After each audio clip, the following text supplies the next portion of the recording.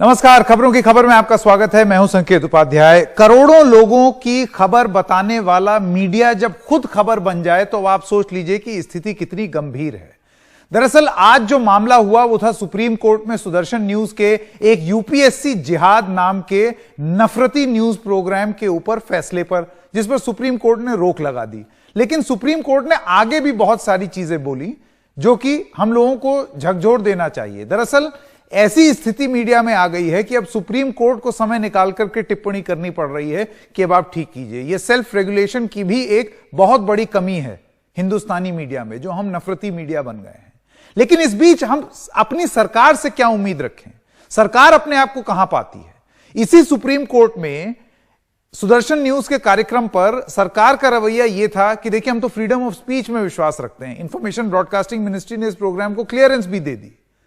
और दूसरी तरफ आइए आपको यह बता दें कि लोकसभा में गृह मंत्रालय ने क्या जवाब दिया। मुद्दा था बड़ी तादाद में प्रवासी मजदूरों का पलायन, जो लॉकडाउन की अवधि के बारे में फेक न्यूज, मतलब सरकार कह रही है कि इतना बड़ा मुद्दा जो पलायन हो रहा है लाखों करोड़ों मजदूरों का, वो फेक न्यूज थी। और सुदर्शन न्यूज जो दिखा रहा था वो फ्रीडम ऑफ एक्सप्रेशन है भाई सरकार के हिसाब से। तो सरकार अपने आप को कहां पाती है इस सब मामले में? यह जवाब सरकार दे। उन्होंने बोला फेक न्यूज के कारण फैली घबराहट की वजह से यह तेज हुआ। लोग, खास करके प्रवासी मजदूर, खाने पीने के लिए अपने गांव की ओर पानी, स्वास्थ्य सेवाओं और रहने की जगहों जैसी बुनियादी चीजों की कमी के बारे में सोचने लगे, उसमें चिंतित थे। केंद्र सरकार को इसका पूरा एहसास था और ऐसे सभी जरूरी कदम उठाए गए ताकि लाजमी हो चुके लॉकडाउन के दौरान किसी भी नागरिक को खाने पीने की दिक्कत ना आए। तो जैसा कि आपने एकदम उनके शुरुआती वक्तव्य में देखा कि लोगों का पलायन तो फेक न्यूज है, लेकिन सुदर्शन न्यूज का नफरती प्रोग्राम फ्रीडम ऑफ एक्सप्रेशन है।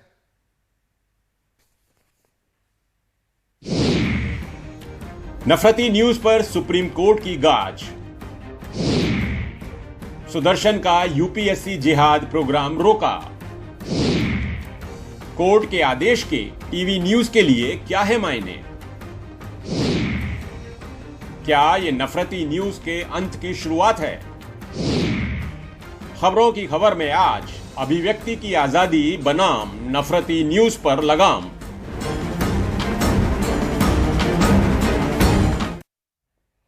Beginning of the end of hate for profit. NDTV का मोटो है कि हम हेट फॉर प्रॉफिट नहीं करते, नफरत की कारोबारी नहीं करेंगे मुनाफा कमाने के लिए। और एक जो मामला हुआ जिसमें नफरत भी थी, मीडिया ट्रायल भी था और सब कुछ हो रहा था, वो था सुशांत सिंह राजपूत और रिया चक्रवर्ती का मामला। इसमें उनके वकील किस तरीके से समझते हैं इस सुप्रीम कोर्ट के ऑर्डर को, मैं उन दोनों को यहां इंट्रोड्यूस करना चाहता हूं। सबसे पहले विकास सिंह, आप सुशांत सिंह राजपूत के परिवार के वकील हैं। विकास जी, एनडीटीवी इंडिया में आपका बहुत बहुत स्वागत है। हमने कई डिबेट्स की, हमने कई बार आपसे चर्चा की, लेकिन वो सुशांत सिंह राजपूत के मामले पर आज सुप्रीम कोर्ट ने मीडिया के ऊपर जो टिप्पणी की है, मीडिया में मीडिया ट्रायल या मीडिया में जो नफरत है उसके ऊपर जो टिप्पणी की है, मैं आपका मत जानना चाहता हूं कि लीगली ये कैसे लागू होगा कि अब सुप्रीम कोर्ट को इस पर चिंता जाहिर करनी पड़ रही है। देखिए संकेत, ये एक बड़ा ही डेलिकेट मामला है। हमारे संविधान में जो freedom of speech and expression दिया है वो प्रेस के लिए नहीं, वो हर नागरिक के लिए।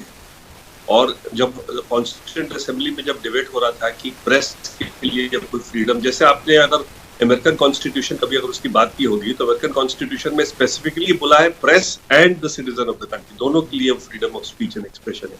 हमारे कॉन्स्टिट्यूशन में प्रेस का नाम ही नहीं, इसलिए हर आदमी को, हर सिटीजन को इस देश का पूरी आजादी है कि वो जो भी चाहे वो बोले।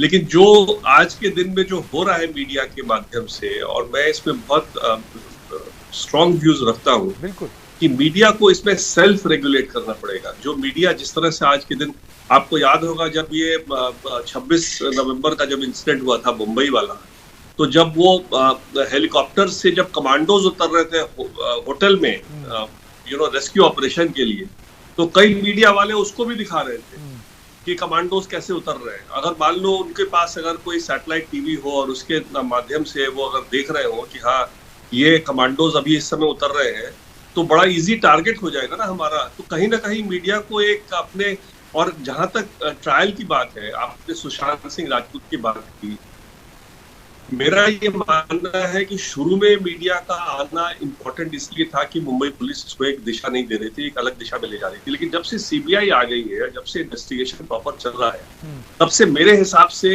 इस ट्रायल को इस तरह से चलाना, विटनेसेस को बिठाना कैमरा के सामने, क्वेश्चन पूछना, इससे नुकसान मेरे क्लाइंट को भी है और डेफिनेटली अक्यूज्ड का इसमें कुछ शायद फायदा ही हो जाए इस तरह के ट्रायल से, क्योंकि जितने भी विटनेसेस इस तरह से आके बैठेंगे टीवी चैनल्स पे, उनका एक तो व्यू पता चलेगा, उसके बाद उनको कैसे उनको प्रलोभन देके उनको आप चेंज करा सकते हैं, ये सारी बातें स्टार्ट हो जाएंगी। अगर कोई बहुत इंपॉर्टेंट अहम विटनेस है तो शायद वो ट्रायल तक बचे ही ना। तो इसलिए ये सब बातें जो है कहीं ना कहीं मीडिया को अपने आप को सेल्फ रेगुलेट करना पड़ेगा। टीआरपी के चक्कर में, सिर्फ टीआरपी के चक्कर में आप अगर इसका कहीं ना कहीं अपना बैलेंस मेंटेन नहीं करते हैं तो आप कहीं ना कहीं आपने अपने रोल में, लेकिन जहां तक रेगुलेशन का सवाल है, इसका कोई या तो कानून बनाया जाए। जैसे मैंने बहुत पहले एक कानून सजेस्ट किया था पार्लियामेंट में, I was invited, international delegates आए हुए थे, टेररिज्म पे एक कॉन्फ्रेंस था।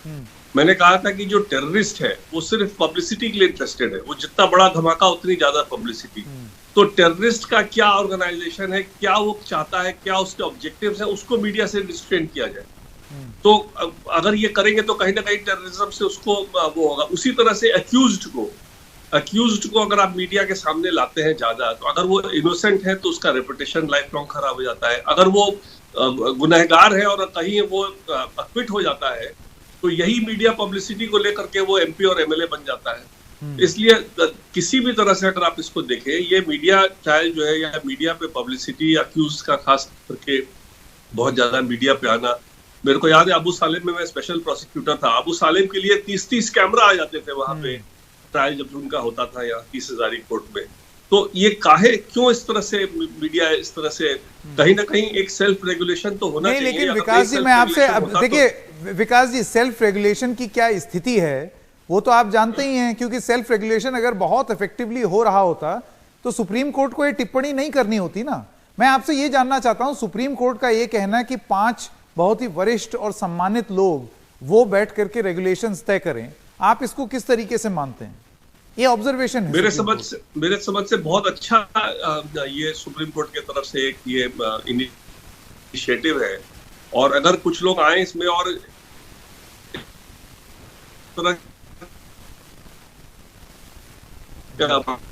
हैं और कहा उनके लिए बिल्कुल अनिवार्य नहीं है जाना, किस हद तक वो एक किसी के रेपुटेशन के साथ खेल सकते हैं, किस हद तक वो एक किसी का, देखिए आप किसी के बारे में अगर आप बहुत ज्यादा चला दे कि वो बहुत ही करप्ट है या बहुत बेईमान है या एक दोषी है, तो वो दोषी का एक टैग उस पर लग जाता है, चाहे वो अल्टीमेटली न्यायालय से उसके ऊपर कुछ भी ना हो। इसलिए ये कहीं ना कहीं अंकुश लगना चाहिए मेरे हिसाब से, मैं मानता हूँ इस बात को। और आज मैं इसीलिए आज आया हूँ आपके चैनल पे क्योंकि ये बहुत इंपॉर्टेंट सब्जेक्ट था जी। मैंने कहा ऐसे सब्जेक्ट पे हम लोग को सबको राय देनी चाहिए। मैंने भी विकास जी इसीलिए मुझे लगा अभी सबसे बड़ा मामला क्या रहा है मीडिया ट्रायल का और नफरती न्यूज का, यही है। 70-80 दिन से ये मामला चल रहा था, तो मुझे लगा आपसे बेहतर लीगल पोजीशन और कौन बता पाएगा। मैंने सतीश मान शिंदे जी को भी न्योता दिया है, हो सकता है संभवतः अभी वो भी आएंगे। लेकिन विकास सिंह, जाते जाते मैं आपसे ये पूछना चाहता हूं, अगर कोई रेगुलेशन होगा तो ये अभिव्यक्ति की आजादी पर चोट की तरह नहीं देखा जाएगा, क्योंकि अगर आपने कोई भी सम्मानित सदस्य हो वो कुछ रेगुलेशन ले आए तो ये तो मेरे ऊपर एक दबाव हो गया ना कि अब मैं इसी के हिसाब से चलूं। देखिए संकेत, इसीलिए मैं बार बार कह रहा हूं कि जो फंडामेंटल राइट है फ्री स्पीच का, उस फ्री स्पीच में आप हस्तक्षेप नहीं कर सकते, क्योंकि जो हस्तक्षेप करने का जो दायरा कॉन्स्टिट्यूशन में तय किया है वो बड़ा लिमिटेड दायरा है। पब्लिक इंटरेस्ट को भी, पब्लिक ऑर्डर जो उसपे सुप्रीम कोर्ट ने जहां उसको डील किया है उसमें कई जजमेंट में उसमें भी कहा है कि पब्लिक ऑर्डर में आप पब्लिक ऑर्डर को सेम वेटेज नहीं दे सकते जो फंडामेंटल राइट का जो वेटेज, जो इम्पोर्टेंस है। इसलिए सेल्फ रेगुलेशन से ही होगा, और सेल्फ रेगुलेशन इसी तरह का हो सकता है। सेल्फ रेगुलेशन की तो ये स्थिति है विकास जी, जैसे कि आपने देखा ये यूपीएससी जिहाद जैसे तो कार्यक्रम आ रहे हैं, जिसमें आईपीएस एसोसिएशन कह रही है कि ये क्या आप नफरत फैला रहे हैं एक समुदाय विशेष के प्रति। और आपने जैसे टीवी देखा होगा, अब तो एकदम न्यू नॉर्मल हो गया है, ये एक समुदाय विशेष को टारगेट करना है तो न्यू नॉर्मल हो गया है। धीरे धीरे इसको एक तरीके से मानकता प्राप्त हो गई है।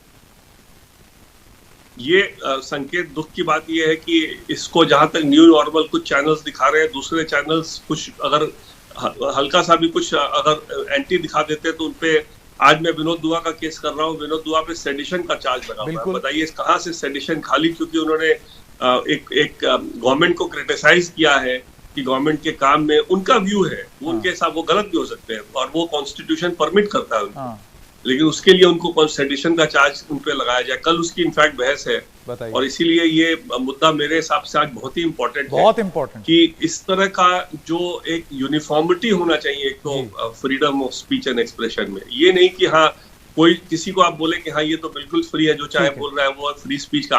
आज जो सॉलिसिटर जनरल ने बहस किया है, कल मैं उनको ही बताऊंगा ये बहस, जब कल मैं बहस करूंगा विनोद दुआ का, कि आपने जो फ्री स्पीच की बात की है तो मेरे क्लाइंट पे ये फ्री स्पीच क्यों नहीं लागू होता। इसलिए कहीं ना कहीं ये एक इनकंसिस्टेंसी जो सरकार के व्यवहार में, खास करके क्रिमिनलिटी तय करने में, ये आपने बड़ी इंपॉर्टेंट बात बोली विकास जी। सरकार, आप देखिए ये जो सब चैनल हैं जो ये सब कर रहे हैं ओपन एनिमिटी, आप मुझे बताइए कि ये लाइसेंस देने वाली सरकार है टीवी मीडिया को, तो अगर आप कोई कार्रवाई नहीं करेंगे तो एक तरीके से आप बढ़ावा दे रहे हैं ना। संकेत, कार्रवाई में ही प्रॉब्लम है। कार्रवाई में इसलिए प्रॉब्लम है चूंकि फंडामेंटल राइट है, इसलिए इस कार्रवाई में कहीं ना कहीं इसको अगर या तो एक कानून बनाया जाए इसके लिए जो कि सुप्रीम कोर्ट, जो कि कॉन्स्टिट्यूशन के उसमें दायरे में आए जी, क्योंकि कानून बनाना भी बहुत मुश्किल काम है इस मामले में। इसलिए सेल्फ रेगुलेशन ही बेस्ट तरीका है। सेल्फ रेगुलेशन ही सबसे बढ़िया तरीका है, विकास सिंह बता रहे हैं। और विकास सिंह, मैं आपको ये बताता चलूं कि इस मामले में, रिया और सुशांत मामले में, जो दूसरे पक्ष के वकील हैं, मैंने उनको भी न्योता दिया था तो वो भी आ गए हैं। वो आपके बारे में पूछ भी रहे थे पिछली बार कि कहाँ है विकास जी, तो आज मैं सतीश मान शिंदे जी भी आ गए। मैं उनको बता दूं कि विकास जी आपकी आवाज सुन रहे हैं और उन्होंने अपनी बात खत्म कर दी। सतीश जी, आपका बहुत बहुत स्वागत है। अब मैं सवाल आपसे पूछना चाहूंगा, ये बहुत जरूरी मुद्दा है। सबसे पहली बात तो सतीश जी, आप पिछली बार पूछ रहे थे विकास जी के बारे में कि वो कहाँ हैं, तो मैं आपको बता दूं वो आपको सुन रहे हैं, आप उनको हेलो भी बोल सकते हैं। सतीश जी, विकास जी नमस्कार। Very good evening to you. Good evening, good evening. हम और सतीश जी दोस्त हैं, चाहे केस में भले उल्टे हो जाए, लेकिन हम लोग दोनों दोस्त हैं और दोस्त रहेंगे। हमारा प्रोफेशनल जो वो होता है उससे केस से कोई फर्क नहीं पड़ता हमारे उससे। आप लोगों को मालूम नहीं है कि ज्यादा से ज्यादा हम कोर्ट में नहीं मिलते हैं, वर्ल्ड कप के मैचेस में मिलते हैं। यहाँ तो अलग ही वर्ल्ड कप चल रहा है आप दोनों के बीच में। ये तो ठीक है, कुछ होता ही रहता है, ठीक है। लेकिन thank you very much Vikas ji join करने के लिए। सतीश जी, मैं आपसे पूछना चाहता हूं, देखिए बहुत बहुत धन्यवाद आपका कि इतने जरूरी मुद्दे पे आप आए। आप देखते रहेंगे कि मैं आज तक विकास जी के खिलाफ कुछ बोला नहीं, बिल्कुल नहीं बोला, ये तो मैं मानता हूं। अब सतीश जी, मैं आपसे ये जानना चाहता हूं, आज आपने देखा सुप्रीम कोर्ट में क्या हुआ। सुप्रीम कोर्ट ने बहुत ही तीखी टिप्पणी की है सुदर्शन न्यूज के मामले में। यूपीएससी जिहाद बताइए, मतलब कहां तक हम ले जाएंगे नफरत को। आपकी भी प्रेयर यही थी कि आपके क्लाइंट के खिलाफ नफरत हुई है, मीडिया ट्रायल हुआ है। मैं आपका मत जानना चाहता हूं कि क्या होना चाहिए। विकास सिंह का कहना है कि सेल्फ रेगुलेशन ही एकमात्र रास्ता है, आप क्या मानते हैं? देखिए, सुप्रीम कोर्ट जब हमारा मैटर चालू था उस टाइम मैंने जिक्र किया था कि मीडिया ट्रायल चालू है और इस पे थोड़ा कोर्ट को ध्यान देना चाहिए, लेकिन जज साहब ने मेरे ख्याल से कोई उस पर टिप्पणी नहीं की क्योंकि वो मेन पॉइंट नहीं था। लेकिन अब जो हो रहा है हर एक मैटर में, सिर्फ मैं अपने मैटर के बारे में मन नहीं बोल रहा हूं, कि हर एक मैटर में ऐसा हो रहा है कि इन्वेस्टिगेशन का जो मुद्दा है उसको छोड़ के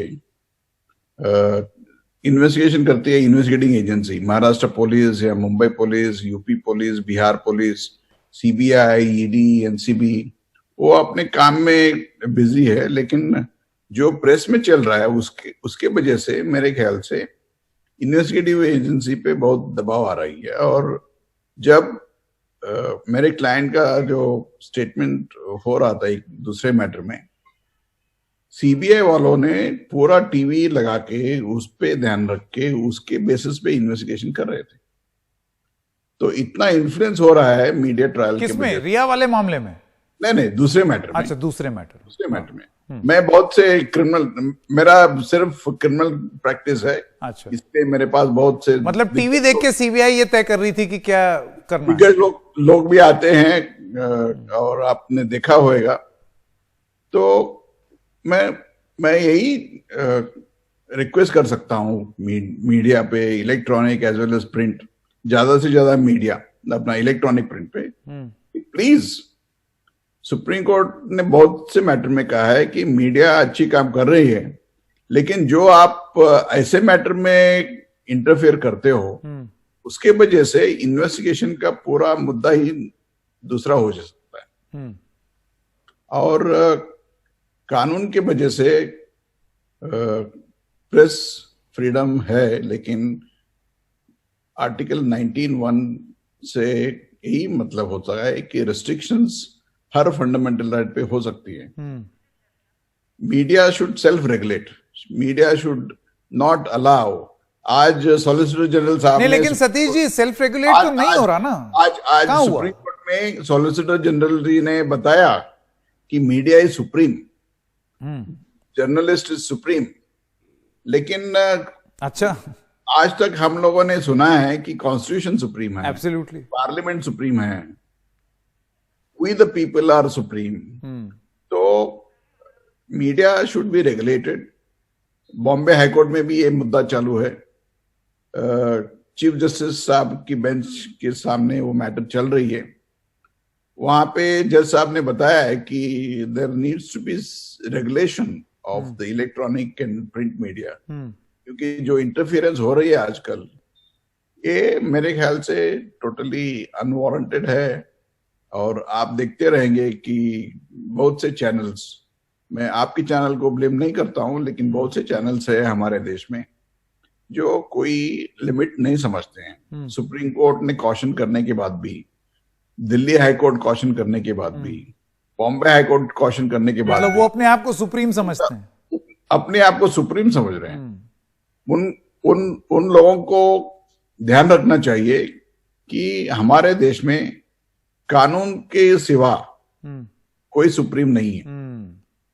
law is supreme, parliament is supreme, we the people are supreme, therefore they should not take law into their own hands. कभी न कभी आपके ऊपर रिस्ट्रिक्शन आएंगे। मैं तो इमरजेंसी के टाइम में बहुत से काम किया था एज ए स्टूडेंट लीडर, और मुझे मालूम है कि उस टाइम रिस्ट्रिक्शंस क्या थे।